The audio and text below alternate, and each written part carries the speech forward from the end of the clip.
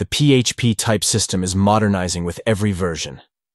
It is now so advanced that it is used as early as conception time. The organizational strength of the type system permeates throughout the source. In fact, type analysis suggests and denies specific refactorisations. This is not determinism. They give a healthy margin of freedom, where the creative work of developers happen. Now, Damien Seguy is on stage. As the CTO at Execut, he leads the development of their static analysis engine. Since the last millennium, Damien has contributed to PHP as a documentation author, elephant breeder, and conference UFO on all continents. He also enjoys machine learning, gremlin, Chinese pork meatballs, and camembert. Enjoy your meal.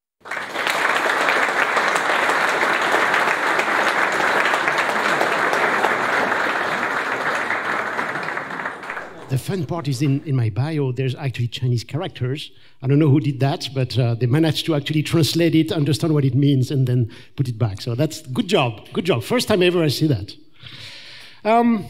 So advanced usage of PHP type, definitely I am not going to tell you what are types. I'm pretty sure you all use some of it. And the idea is to use all this knowledge and go a little bit further than just putting an extra piece of string before an argument or before a property. So if you're expecting something that is simple and that will drive you across intersectional names or DNF, that's not the case. We're going to stick at who's using PHP types and how they are actually impacting the way you code. Because it doesn't look like it's that easy, but there's actually an organizational element, an impact on the way you just organize classes. And for that, we're going to look at least at two major impacts that you might have felt, but you still don't exactly know what it means, which is type propagation. The fact that the type will just, you put one in the code and suddenly plop, plop, plop, plop, plop, it appears everywhere. The other one will be actually answering a strange question about the fact that, can we even make a method? Do we have the elements in the current code base to build a method, or is it like just even impossible? And again, type are going to be a very important tool for us to do that with us. So obviously I do love types, that was mentioned a little bit earlier. I also do a lot of static analysis, which is my daily bread. It looks like I'm giving you a conference today. I'm actually not. I'm reviewing lots of code in the background, and I will probably relax between this session and the next one by kicking a few butts across the continent.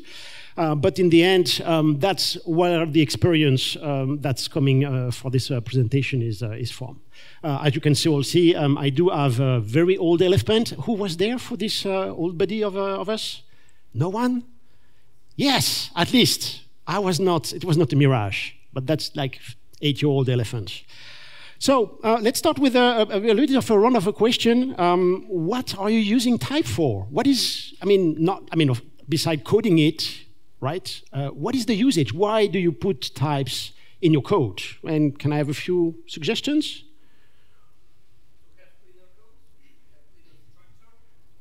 So structure. Yeah, that's interesting. That's not the first one that's coming to mind usually. Anything else? Yeah, so checking, validating data. It would be even like validating incoming data or making sure that you bring the actual right data somewhere inside the code. Anything else? Reminding you what you're doing. Better meaning, yeah, semantics. Oh, that's definitely one of the things I like to enjoy. But detecting early errors is definitely one of them. You don't want to try to subtract something from an array because that's not opening. You need probably an integer or something like that. There's also this notion that you want to help the tool that helps you. It's a little bit meta in terms of need, but that happens. People just put that there because there are other tools that will help them later make sure that it's running correctly. But yeah, semantics is definitely one of the things I enjoy. If it's a path, it's not a string. Of course, you're going to represent a path in the file. in the file system as a string. That makes sense, but also it has a little bit of format. It has a bit of checking the file does exist. Is it reachable? Things like that. So semantics is the second level. You want to bring some meaning to what you're doing at the moment. Now, to start that, you have to remember that the type is acting as something like the boundaries of a method, right? We're going to look at two aspects of types. The one that is internal to the method, and that's the most experience you have there, because you're going to type things that are incoming, and then you can do stuff with it, and then you're going to push that outside again to another to another part of the code, and then we're going to see the impact on the outside of the code, how other part of the code will relate to what you're doing and use those parameters that you've set, because now there's not just, hey, give me a few parameters. It's like, I need to see the passport of all those parameters, and will give you what you're looking for. So the first part is going to be revolving about automatic typing, which is the fact that you don't have to declare every single type in your code, because we can actually do some of it automatically. And by automatically, it's not like, oh, there's a parameter, let's put something there. No, the machine can completely not arbitrarily, can look at the code and say, oh, like, that should be an int. For that, we're going to use 4 different strategies that I will detail right now. The first one is what I call type concretization, meaning that the type is here, you just don't know it. That's fun. We're going to review also default values, which are always bringing us lots of information. Then checking what is the strength of habits and the way you use it. And then later, we'll just end up with the propagation of code. So the fact that things got promoted in your code without any further ado. So type concretization is the easy one. Even if you wanted to go back to PHP 4 and say, oh, I don't want to hear about typing system, PHP 4 was so much more fun, well, you still are already using PHP types, even though you don't know about it. But there's a huge number of functions and operators that basically does the same without the name. Think about it. We've got tests for everything. Is it a string? Is it an array? We have instance, or you can instance of, you can get class and compare whatever object is coming in to the one you're expecting. Basically, if it's not that, you're going to fail and say, hey, I'm going to throw an error or return false. Well, return false is maybe for the older one from you, right? So this is happening. That's exactly the number of lines that you have there, and that's why we were insisting earlier that you have to validate the incoming data. Because if you do not know any type, user can be anything. And if it can be anything, believe me, when there is a mean, there is a will. I'm waiting for you to get that. That's actually the usual, the expression is the reverse. So if you have that, we check if it's not null, then we check if it's actual user, and then we can do something. And the first impact you have while you're spotting all those usage in your code is that you're going to shrink a lot those tests, with 2 major advantages here. The first one being that it's shorter to write. The second one is that instead of throwing an exception that someone else will have to understand and deal with and probably just shove under the rug, then now you have PHP yelling, hey, PHP fatal error, this is a type problem. And they will not probably blame you, they will start blaming PHP. So thank you, PHP, for taking the blame for us. Okay, at least we're safe on that part. But this part is very simple. I enjoy also the cast system, because casting means, hey, I'm not going to check the type you are. I'm just going to make sure that you're an integer, and I'm going to add it to something else. I don't care if there are side effects. That's basically an hidden system of type you have there. The other one that's also a good source of information is the default value, because usually they start as a neutral value. Think about it like in math. The neutral value for addition is 0, so you start with 0. If you accumulate stuff, well, you do pluses, maybe you do minus if you do a little bit of accounting. If you would go with multiplication, that would be 1, not 0 again, please. Remember your math. And then again, you're going to multiply that multiple times. So the default value tends to bring you some information about what might come next. That works pretty well with the scalars. It's a little bit harder with object, because until PHP 8.2, and we're going to mention that once or twice in the presentation, we could not put object there. Okay, so default for a parameter being an object, that was not possible. You could not use new. Now it's there. So now those default value could bring some more information. Now, if we want to go a little bit further than that, because default values are also a little bit sneaky, we can check strength of use, which is basically the way the current parameters are being used. And that can be, again, internal, and that can be external. So internal, because you're going to see how the parameter is being used. External is how they're going to take care of that parameters and do something more with it. The last case, of course, is the properties, because properties basically are going to enforce the type all the time. And that's one of the major difference between parameters and return type and properties. If you make a specific type for property, it will be always enforced. It cannot be changed at any moment with something else. It has to be the one you set. Here, well, you could probably do something else and turn it into another one. But anyway, internal use, well, that's pretty simple. You have the parameter coming in, you look at what you're doing with them, and then that's very simple. You can decide what it is. So we have A and B here. Obviously, no semantics in the name, so that's a little bit tricky. But then we see that there is a subtraction below that. So what can we have as types? Very simple. Integers, floats. Yeah, false and null are going already to be shady cases, and that's it.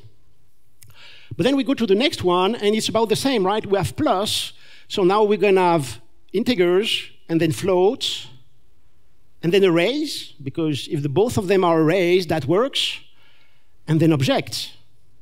Because there are some objects that can allow addition, actually. They probably work also with subtraction, but if you know GMP, so it's an abstract, it's an arbitrary size math library that's available, then that can actually, those objects can go in. For some other reason, tidy, which is the parser to do HTML, clean HTML, that actually also be there. I don't know why for. The last important thing, by looking at the internal, is that by the simple fact that you're using PHP native functions, nowadays those types are enforced. Meaning the last case also will tell you that the first A is now a string and the second B is going to be an int. Just because if you give something else to substring, substring will now yell and say, no, I don't want you to do that because it's wrong. So the fact, the operators and the native functions are very important to understand what kind of elements you want to accept. The other side, which is completely independent and probably needs to be checked at the same time, is the external use. Now, the external use is basically looking for all the calls, and then you see what kind of arguments are passed. You don't have to know what's inside, because that's not exactly important. What is important is at some point someone decided to document foo as a function that gets strings, and people just provide strings.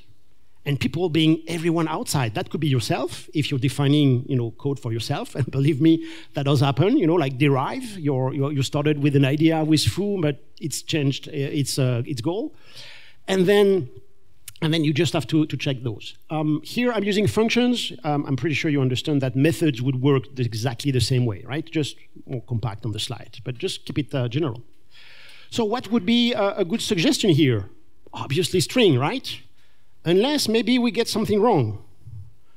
And then you can start having inconsistencies in the way the calls are done. And then this is one of them, because strings and arrays are probably not going to be processed the same way. Again, we haven't checked what's inside the method. We just look at who is passing us something. Maybe the array will be actually turned into a string. What happens when you do actually cast an array into a string? You get this famous string array, and then the rest works. So maybe the question is there, we have a bug. Or you might have some other things that are a bit more sneakier, things like this one. What would it be? We said string. Could it be something else, like hint? Because ABC could be an hexadecimal number. Now, we might have to go and take a look inside, but then that's where you start thinking about what are the different possibilities to group the incoming argument and make them consistent. Maybe string is sufficient, because then we just cast the number into a string, and that will be easy enough. But also, it might be more complex than that. And it actually gets more complex as you start digging. Could an object work here? We said we want something like a string. We now have to check if it's an object, and the type of the object actually support the toString special method, magic methods, by the way. Because if there's a toString, then it will actually be cast to a string, and that could work. Could? What would be the drawback to have such an object being handled by the string type? Now you're having to bringing into the fray declare with the strict type. Strict type is 1. Strict type is 1 will tell you that it's an object and doesn't want to do the comparison and the conversion. If you don't have the strict type, now you can do and have the juggling by PHP and be completely transparent. So definitely reviewing those arguments, make sure that you have all the calls that are consistent even before you start typing it. It can give you some information. It can also lead you to unearth that there is a big number of bugs or people that are trying to do sketchy things across the database. And I would say this is not even yet the worst, because that's probably going to be the worst. Why is that the worst? Well, first, we've got variables, which mean that we have not a single clue what's going there. We now have to push again our investigation into how was this variable being created. Was it created as a string? We're good, but we still need to audit the rest of the code. And then you end up also with something worse, which is a property. Because basically, if we decide to type foo as a string, and then we are pushing something like this property inside the function, well, we're also going to have to push that other property into a string. And now we have these external notions coming up, which is propagation. We cannot just look at the first level of calls that are reaching our method. We have to go one step further, because maybe once we have that there, it's going to push that further. How does that work? How does propagation happen? Well, here is a very simple one. You can see we start at foo, and that's the one we want to type, but we don't know exactly how foo is working, so we just look internally and we say, hey, look, A, B are just transmitted directly to another method, which means that whatever is typed for goo is going to be the same for foo. We do not do anything. Whatever is coming in, it's going to pass there, which means that at the moment, if you're doing simple assignations, things like I get a variable A and I put that into B, then you have a problem. You're transmitting that information, and you have to follow that as an audit. Here, that's simple. We find the definition. Oh, good. Thank God it's just below. And then goo is there, but goo, again, does the same trick to foo, to boo. And once we are into foo, the last one, we end up, again, with the PHP native functions, which at that point is now typed. And so now we have to check the whole column of things are all typed as string and int. Just by propagation. Everything just goes. If you fix at one point, it will actually ask you to do the same things one step below. And you have to do the same stuff. Well, you can also pay attention to PHP operators. That might be the case. You may also be careful, because assignations most of the day nowadays do not happen as an equality in assignment. They are given by calling a method. Okay? So you can see from goo, we still have AB, but once it goes into the signature, suddenly everything is reversed and name changed. Semantics does not follow. Whoever is naming them variables might probably give them a specific name depending on the code that they are producing. So here they just change name, and they also swap them for some reason, and then it goes as follows. So it becomes very much a problem of combinatorial. You just have different things happening at the same time, and you have to follow them and track them very efficiently to end up knowing exactly what is doing where. So for this one, we can actually split that into two different strategies. The first one is the backward propagation. What we've seen by following the calls, for the return type, you just use it by going up the ladder. And that's very simple. You start by the last one, and the last one is going to return string. Simple enough, okay? So at that point, I will just find whoever is calling it and see how they return it. If they return, again, return it, or maybe like grab it and put it in the variable and then return it, then again, I can propagate that easily. And at that point, we're not really interested in checking the different opportunity we have. We can just follow one of them and go up the ladder until something does not return it but process it again. That should be simple enough. So backwards and return types is pretty straightforward. Just follow the steps, and then that goes up. The problem is, of course, very different when you're doing that the other way, which is the forward propagation of types.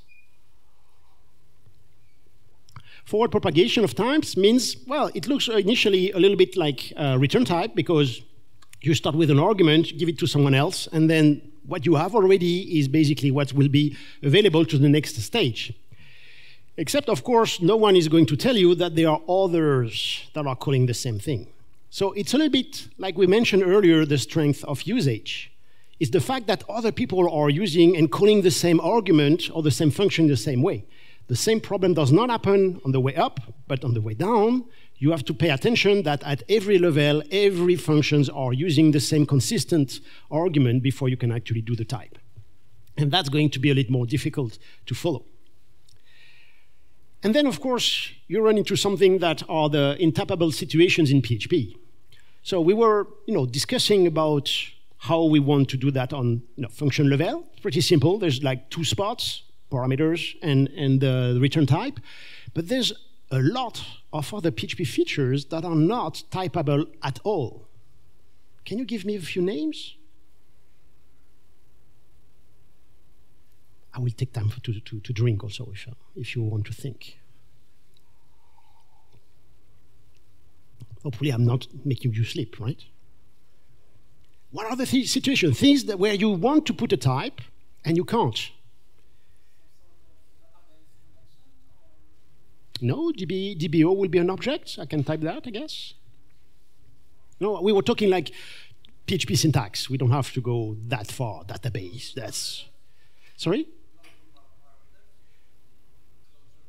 Closure parameters, which one? So I would not go the use one, right?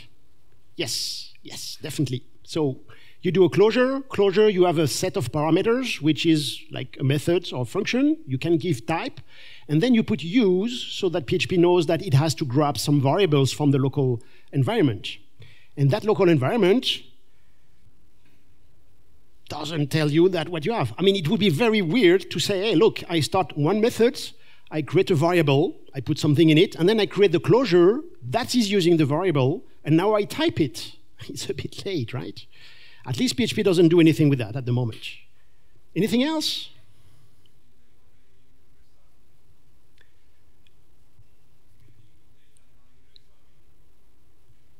I'm sorry, I don't get that one.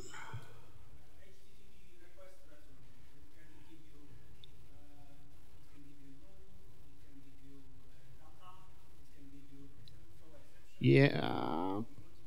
No. Yeah, HTTP request will give you something that's either a string, an array, or null, as you said. So it's pretty much typed. It's pretty wide, but it's pretty much typed. There's a bunch of them. Yield is another one. If you use generators, you yield something. And actually, I was thinking about that yesterday, and I thought, yeah, so you can yield anything. Then you put that in the for each. And again, the for each is not going to type anything. You can yield an object, you can yield a null, you can yield a true, false, you can yield an array. You can also yield the array and the key, right? But the key is not checked in either. So if you want to make a very weird for each where the key and the value is both an array, well, you can use yield. I don't want to show you that because it's pretty horrible, but I tweeted that yesterday, so give it a try. Arrays is another one. You can put stuff, whatever you want in an array. You can type an array. Hey, look, I want an array. What's in the array? I don't know. Could be a bunch of bees. It could be the data you requested, okay? We would need to go to something like generics. There are efforts at the moment for static analysis to be able to explain what is inside that array. Do we have like a list of things that are always the same type? Which incidentally work pretty well in Variadix. But otherwise, if you need something that's more like an object, then yeah, you're out of luck. You have to make it a class. There's also these things that I call dependent type. They are not dependent type. It's just the way we look at the code from there. But if you take str replace, the two first arguments, what can they be? They can be a string and a string. I replace a string by a string. That makes sense. It could be an array and a string. It could be an array and an array. And it could not be an array, a string and an array. You cannot replace one string with the multiple values. That makes sense. But these are dependent type. and that's going to be difficult to type. So on the second part of it, now that we're done with just propagation, we're going to try to see the impact that we may have. So I want you to maybe remove your glasses, or at least think about a little bit of an application. And since I don't want to write down 200 classes right here, I'm just going to let you imagine that in your mind. And we want to look at the code only from the perspective of types. So this application is going to be extremely weird because it will be an all-typed application and it will not use anything that is not typable, okay? Probably that's going to be a lot of constraint for any professional application, but here we're just like trying to see and understand how the types are interacting. So we're going to have argument and return types everywhere based on classes. Those classes will just have no extent. We don't want to hear about that. We don't want to have implements. Both of them work, but it would be a little bit more difficult to explain. So we just say very simple classes that are basically composing one with the other. Is that good, or do I need to give you another minute to understand that part? Okay, let's dive in. The first thing is we want to ask ourselves if we have a completely typed system with all the classes that are all nicely and organized, is there anything that can fail? Is there anything that will prevent us from running this application? And that's an interesting point. At least, if we have classes, we need to start at least with one single new. We need a first object to be created. And since this object will be created before everything else has been created, we are not going to have any argument possible. Now, at that point, and I probably skipped that a little bit fast in the previous slide, I will not consider anything that is a scalar. So strings, ints, boolean, null, whatever, I don't want to worry about that. This is typable, but it's too easy to create. I would just create that from any point. So here in our application, if we want to run anything, the first one will at least be able to create the object. And if we want to create that object, we'll have to go through one important bottleneck, which is the constructor. If that constructor is requiring something like D, then A is not our first object itself, because it will be required by another parameters. And then we will actually need D to be the one that has a class without parameter. So in any type system, you have at least one class that has absolutely no other typed parameter. Again, we're skipping we're skipping the scalars. The fun part, of course, is that if you're using PHP 8.2, that kind of sequence will not happen again because the new D can actually be pushed as a default value. Remember, in PHP 8.2, we can decide that the default value is itself an object, leading to a chain reaction of something calling an object, and calling another object. Which leads to our first problem, is that we can easily segfault the whole system. And in 8.2, this is still the case. If you have new A that is first typing its own argument as the class itself, then the first thing what will happen is that it will say, first, you don't give me an argument. Then it will say, hey, yeah, you give me an int, but I need an A, and there's absolutely no check by PHP that it cannot actually do that. And then you can actually create a new A and say, oh, by default, I will make it a class. So it will say, I have this parameter, I need to create an object of A, and that's just going to roll. Literally, now that it's actually fixed in PHP 8.3, good reason for you to move to that new version next week, then actually it stops.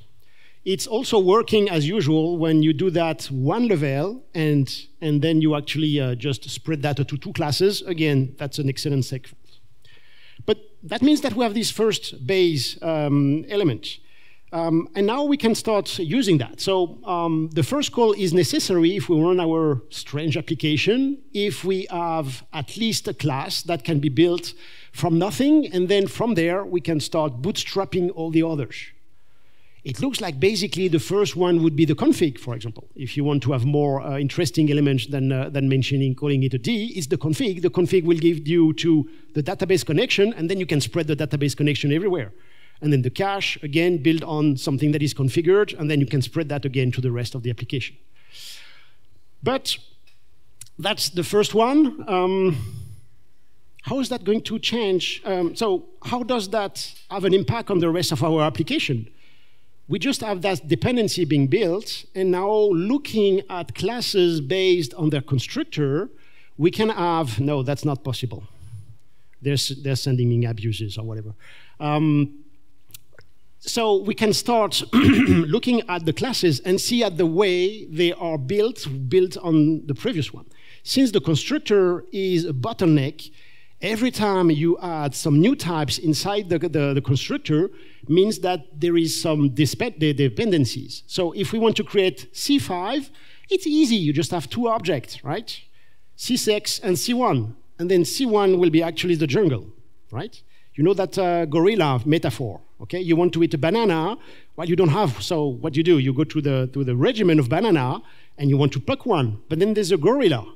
So you have to fight the gorilla, but behind the gorilla, there's the whole jungle. And then you realize that, yeah, you're putting a lot of things together just to make something that looks simple initially. That's a lot hidden. This class C5 would actually have a high level of complexity because it does require apparently 2, but actually 5. Six of them. Well, C1 is going to be set aside by itself, but it will require 4 different classes on top of that. And that's just when you're actually typing something at the constructor level. How often do you think about that level of complexity when you create a new object? It should be easy enough, right? Just put a type, and then it's going to work. But no, you're starting to build that. And how many levels and how many classes you're depending on, and that will make your test feeling very miserable. Of course, in a real application, you might have a few of them that are very complex and a few others that are going to be very simple, because, you know, it's not always everything inside the symmetry.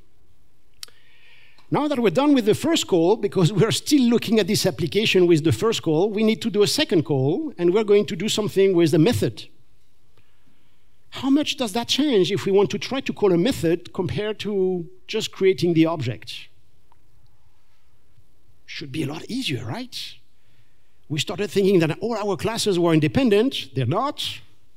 But how much is that dependent on everything else? In particular, looking at other types. Are there other types that are depending on what we have here? Well, easy, right? It's written there. We're depending on B and D. Nothing else?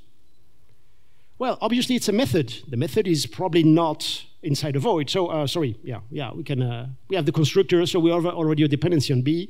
The other one that is there is that the method will not happen as alone. It has to be inside an object, meaning that once you have the object itself, then you can call the method, and the class that is hosting the method is already another dependency. So if you just want to call this method B, you have to calculate everything else. You need to have A, but A is kind of a given. You know it's inside there. You'll have to satisfy the other constructor. And then you also have to calculate B, and B itself will be depending on another one. So we now have like 3 dependencies, knowing that basically once you have I, you get B, so B does not really count as a dependency. It's just like, yeah, it's there. Once you have I, you have B, and once you have B, then you can call it. Okay? While we're there, I want to make another little quiz for you. What do you use to create an object from a class? Because you've been letting me say that constructor is the bottleneck from the beginning, right? 34 minutes ago. How much am I lying to you?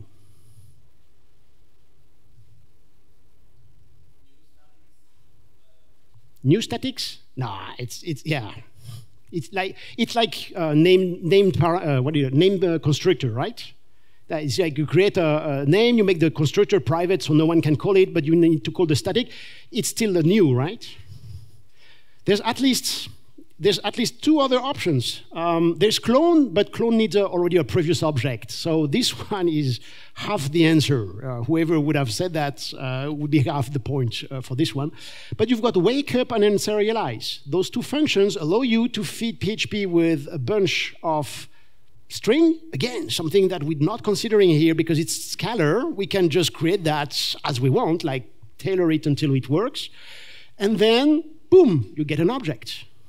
So there are other ways to create objects than just throwing the constructor. Just be aware of that. And name constructor is definitely not on them because it usually goes through the instantiation. So from that first part, we have seen that just typing things does create and reveal at least a lot of complexity.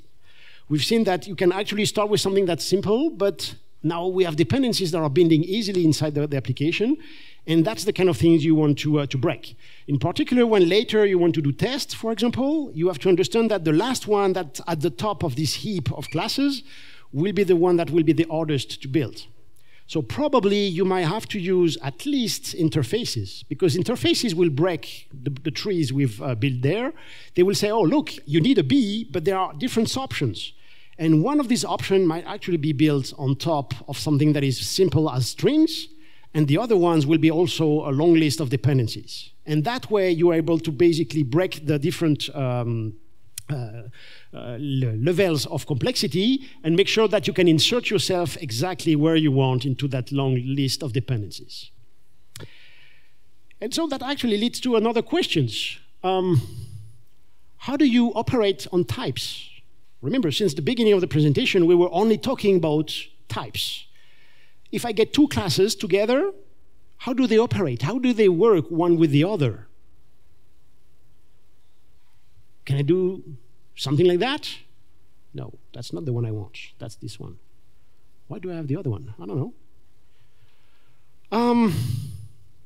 I create an object, I do plus, no, it doesn't work. Well, most of the time, again, there are situations that it happens, but I cannot use any operators, right? So how do you mix type? How do you get a database connection and a customer ID, and you get that customer object? Black magic? What is the basic block you have to take 1, 2, 3 types, more, and then return another one? A what? No, we're going to just use methods. If you simplify the way and change the view you have over a method, basically a method is a tool that takes a number of types and returns another one. And just like from the beginning of this presentation, we don't know what's inside. I mean, there might be other things that are together. We are going to see that in a second. But it's pretty the magic happening there. What happened here is that if I have created somewhere in my code a function, well, it's going to be a method, but yeah, PHP semantics, a method called m that takes A, B, and C. You see, that's A because I have my class. I don't care about the constructor, and I have class A, that's good. B and C, I will return D. Everything will be magic inside. I don't know. Maybe they are going to go back to scalars, do some transitions, and push it back to D. But I need to solve that problem. In particular, I would like to see what happens in my code and how can I solve that problem. That looks like basically, chemistry equations, right? You would have like, I don't know, H2 and plus O2, and then that gives you water, something like that. That's the only word I know in Polish, so I had to say it there. But then the question here is that given the large amount of classes and types that I've seen in my application so far, can I actually solve that equation? So I'm going to hunt in the code and start to see. I need to provide a D. What is going to be my bottleneck to provide a D at some point? Well, obviously I have to check the constructor. So I go there and I check the constructor, and of course this is pretty random, but I can check that D is requested by E. And that's the kind of work you do when you're actually building a new component. You want to solve that problem, and you realize that to reach the last one, you need D. So basically here we have changed our problem. We have moved it from I need ABC to get D to I need ABC to put me E. And so I need to search again. What is able to create E? I will look at that thing, and I found somewhere else in the code that I can actually combine a B and another one that I've not seen yet into an E. That's going to be a lot of research because I have to check every single method and all the types that they provide. But that's very interesting because now I kind of have my trip. I can take a look at this one, and now to look for G, because B apparently is arrived, so I'm going to look for this one, and I find that there is a way to call A directly and give me a G. At that point, I have figured out all the different methods in my application that that can be combined, and that will lead me to actually have my final object. So basically, this function, by this method in particular, is completely doable. I can use those prerequisites and lead that to B. I would even say that if I do not see those 3 methods that I spotted along the way, I would understand or I would probably question myself, does the programmer who wrote it actually wrote it the right way?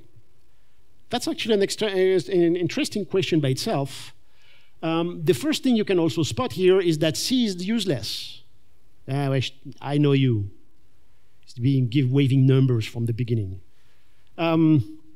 So we can spot already from here that we need to use 3 of those methods in particular to build M10, and we're also not going to use C. There is already a way in the code to build everything without doing anything else. So that's already important information. The other important information when we follow that kind of tracks, and I will finish on this one, is that there might be other ways. So the way we've just explained is at the bottom. Remember, A gives G, B is coupled with G, and then gives E, and then we have the final one. Maybe I can look inside this big application of myself to see if there are other ways. Can I have several ways to combine methods and combine the types until I end up with the end result? How sane is that? Is it possible for you to have 2 different ways, apparently going through different types, and end up with the same result? I have a database connection, I have an ID for customers, I have 2 ways to reach that customer. Is it possible? Is it something you want? I don't know. But maybe it's interesting to investigate, and that's going to be the first step to look at the type system and see how sane it is, based on the way the methods are built and based on the way the construct type are built. So if you want to go further, there's lots of opportunities to do with that kind of knowledge. You can probably look at the types that are being used inside a class and break down that big class into something smaller. That could also work for methods itself. You can see inside the method, if you're using 1 to 10 different types, maybe it's worth taking a look and wondering, maybe I can break that down into some smaller things. What else? And reduce the complexity. So finally, what have we seen? Types, when you choose it and when you actually spread it to the entire application, will actually introduce a lot of complexity. It is also complexity that you can now measure. You can look at constructors, classes, and see how they relate to each other to be able to reduce the complexity of the application as a whole. The methods are now becoming the art of your application. Whenever you build a new method, it is not innocuous. It is carrying a lot of information, and you might actually short-circuit some of those extremely well-designed sequences that leads to sane types by doing one of those functions that will break everything. You can also use type just to understand if something is even possible without touching the code, because here we're looking at the code the way it is written. Well, you can always decide that throwing an extra type and making it an intermediate result would also help you simplify your application. And that will hit for now.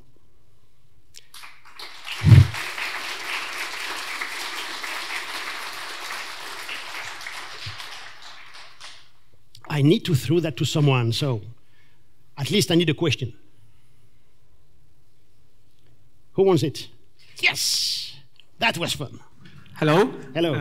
Okay, so what's your opinion of introducing PHP with variadic constructors, so we could overload constructors with multiple variadic parameters? So variadic.